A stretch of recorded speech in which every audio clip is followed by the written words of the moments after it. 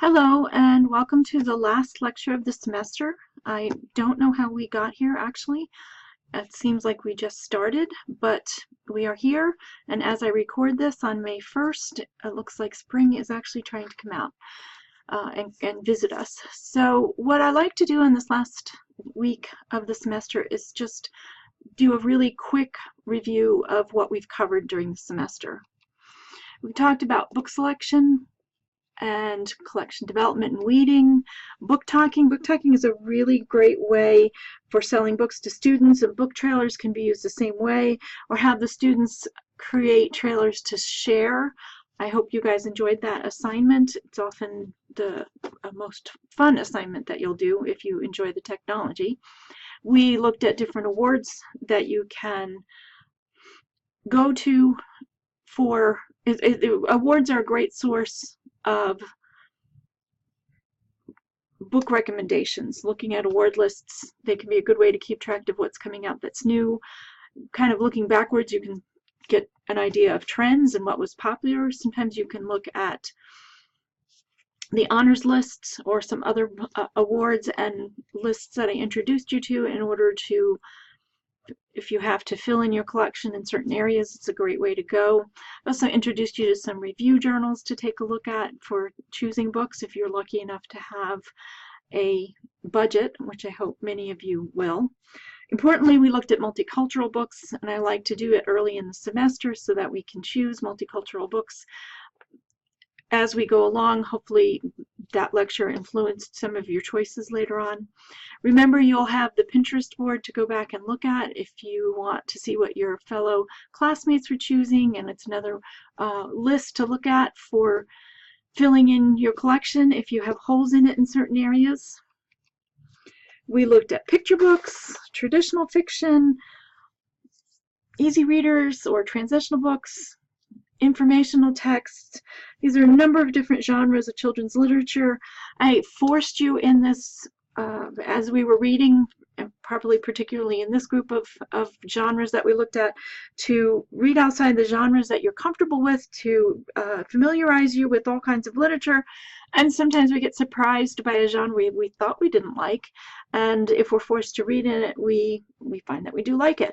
I often have students comment during the poetry section that they didn't like novels, they didn't think they were going to like novels in verse, or science fiction section that they found something that they really liked. So it's good to occasionally force yourself to read outside your comfort zone. For me, that's realistic fiction often, and I do force myself to read it sometimes, and sometimes I am pleasantly surprised.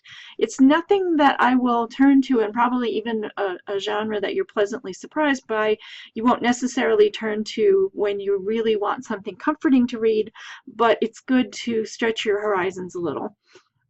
I looked at poetry, historical fiction, graphic novels, comics, manga, audiobooks, media, periodicals and ebooks, media, more the ebooks, and alternate kinds of books like that alternate Alice, what's it, inanimate Alice, and material like Spot.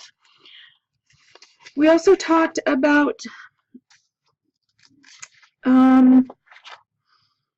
challenges and censorship in the last couple weeks. If you're prepared for a challenge, it'll be much easier to handle. So therefore, it's great to have policies and procedures in place. I was just reading before an article about a challenge to a story time at a library that the story time was titled Social Justice, and it was for 3- and 4-year-olds. And some people sounded like a beautiful book. I didn't know it, with an African-American protagonist who was working to help people out and just be helpful and kind in the character. And there were challenges to this because they felt it was pushing an agenda, and some people were complaining because it was political and that it was trying to push somebody's political views on them, and that they were social justice, that 4-year-olds couldn't understand social justice. So I think 4-year-olds probably understand better than a lot of other people. So make sure you're prepared. You have policies and procedures in place that have been approved by your principal and the board. And then I just want to talk about reading for pleasure because I think it's so important. I actually just listened. I was asked to evaluate some thesis presentations for the literacy department. Some of you were there. As a matter of fact, I think one of you was in this session, and one of the thesis was about choice and how choice in reading on the college level can make a difference when students who are in remedial courses need to pick out the main idea from a informational text paragraph. And choice made a difference. She found that choice, being able to choose what you want to read, made a difference in comprehension, in what they wrote about it, and in their engagement with it. So it's interesting. So I think reading for pleasure is an offshoot of that, and there's a lot of research that children who read for pleasure are likely to do significantly better at school than their peers. Reading for pleasure was found to be more important for children's cognitive development between the ages of 10 and 16 than their parents' level of education. Combined effect on children's progress of reading books often, going to the library regularly, and reading newspapers at 16 was 4 times greater than the advantage children gained from having a parent with a degree. And often having a parent with a degree is considered highly predictive of how well they will do, how well they would develop cognitively. Stephen Krashen writes a lot about reading for pleasure, and I like what he talks about as a home run book. It's a positive experience. It's that book that I think some of you have mentioned that kicked off your reading. Sometimes it was as a younger student. Sometimes you had a book that re-kicked off your reading as a teen or even a young adult, where all of a sudden, or an adult, that you became much more involved in reading again, and you became a reader once more time. And that's that home run book that just connects with you and brings back that love of reading. And home run experiences are different for different readers. You can't say this one book is going to be the home run book for everybody. As we talked about with a book like Harry Potter, which is hugely popular, there are some people who just don't enjoy it. It does not float their boat. It's not going to be that home run experience that it became for many people. There was a big uptick in reading as Harry Potter came out, and reading for pleasure because of how many people enjoyed reading it. But that's not going to be the book for everybody. Home run books are not necessarily what we call good books or quality books or the best books. So we need to understand and let students read material that appeals to them. Even if we can't see the importance of it, if they're enjoying the reading and it means something to them, and you never know what part of it means something to them. It could be that it's just connecting with them in an area that they just did not have a connection with. It speaks to them on some level that it doesn't speak to you, so you don't see it as a quality book. And I always go back to this idea that, Charles Dickens wrote his novels were serials published in the newspaper, which at the time were not necessarily considered quality books. They published material in the newspaper. Why do you publish material in the newspaper? To attract readers. And these serials were published, which is why some of his books become a little repetitive. He was being paid by the word, so he was going to crank out as many words as he possibly could. So we can't tell what now is going to be considered a quality book later on. Like what is our classic going to be later on? Maybe something that everybody looked down on. But even if it's not and never will be a quality book, if it's a home run book and it gets that person started reading, it's really important. And I think as school librarians and as literacy people, we can try and work to find those books for our students, because that's what's going to get them started on being a lifetime reader, which is so important. Good readers read comics. We can't look down our nose at comics. It gets readers reading. It's important for it could be the home run book for that particular student. And I think I mentioned when I talked about comics and graphic novels that, or maybe I didn't, but in Japan, everybody reads comic books. You go on, or I've read, I haven't been to Japan. What I've read is that you go on the train, and adult and teen and child alike all have comic books, manga in their hands and are reading that. So it's not, we shouldn't look down on comics and graphic novels and illustrated material like that. Krashen also found, this is from a Krashen article, that more access, he quotes them in the article, more access to school libraries is related to more recreational reading, which makes a lot of sense. It's so short-sighted when they're getting rid of libraries in the schools, especially in areas where both parents are working and can't get their kids to the public library. If the public library is available and well stocked, and there aren't a lot of materials at home, so if the school library may be the only place that that child is really coming into contact with material to read on a recreational basis. So it really speaks to the importance of school libraries. And I don't think school libraries can be replaced by classroom libraries, because classroom libraries are great and it's terrific to have the material there for students to read, but you can't get the breadth of material that you need to appeal to different reading levels, to different reading interests, to different reading, different diversities in learning styles, diversity in ethnicities, and what kind of the windows and mirrors in those books. It's just impossible to do what a school library can do in a classroom library. So I think classroom libraries are great supplements, but they should not replace school libraries, which is what some people have done, and I think that's very short-sighted. Also, at school, we have to be careful when we're choosing our classroom and school libraries to make sure that we have not just books that we think children should read, but books that children like to read.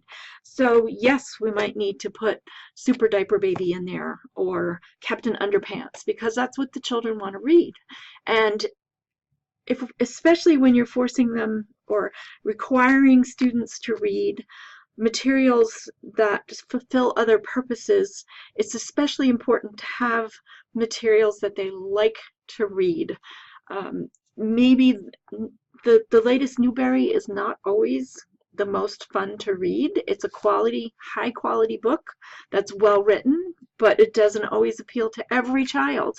So we need to make sure that our classroom and school libraries have fun books in them, and not just, yes, they should read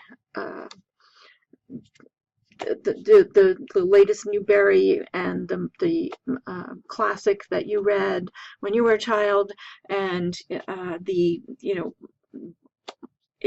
just need to have a variety of material, and have students in your school library and in your classroom, have them tell you what they're interested in reading. They have their ear to the ground. You may need to get them started, but once they get started, they're going to tell you what the newest book's coming out, what kinds of book they like to read. They may not know the actual book, but they can tell you in some of the language that we talked about, and particularly Novelist talks about in terms of character, and whether it's character-driven action, fast-paced, descriptive heavy, and all the genres that we talked about. Try to get them involved in just telling you what they like. Also, Krashen, this is from 88 Generalizations About Reading, and I put a link to this in the tab. He found that more reading leads to, that's what that sign is meaning here, better reading. More reading leads to better writing. When you read a lot, you unconsciously absorb sentence structure, you absorb vocabulary, you absorb grammatical rules, because you're reading it over and over and over again. So it leads to better writing. More reading also leads to more writing. More reading, you read faster. When I am reading when I go on a tear in the summer and start reading all the fun books that I like, my reading increases. And when I'm reading a lot of material, my speed increases without having to do any kind of speed. I don't like the idea of speed reading. I want to enjoy what I'm reading, but I just wind up reading faster because I'm practicing. It's like when you run, unless you're reached your maximum, the more you run, the faster you run. And more reading leads to more cultural literacy, especially when you have, it exposes you to different ideas, to other cultures.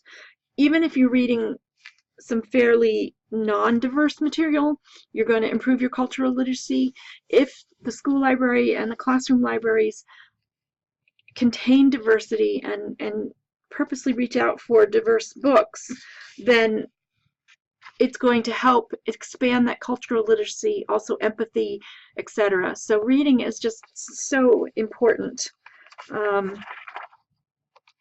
So I hope you have a great summer. Thank you for all your work in this class. I know it's a very demanding class with a high reading, a lot of reading that you have to do and a lot of writing that you have to do. But I really appreciate all your hard work. I want to absolutely apologize for not keeping up with grading this semester. It has been just a rough semester, which is no excuse. You guys had a rough semester too, and you got your work done, but I apologize for not getting your grading, keeping up with the grading. I just also want to mention that I'm going to be posting this today about Chalk and Wire. You will be needing to load your last assignment that you did onto Chalk and Wire and also do assessments. So I'm going to give you the information for that so that you have it and need to finish it by May 18th when grades are due so that I can complete the grading for the semester. So thank you very much. Have a great summer. And I'm just going to ask you to post on the discussion board. I like to hear just one thing that you got out of the class this semester, one thing you'll take away from you this semester from the class. Thank you.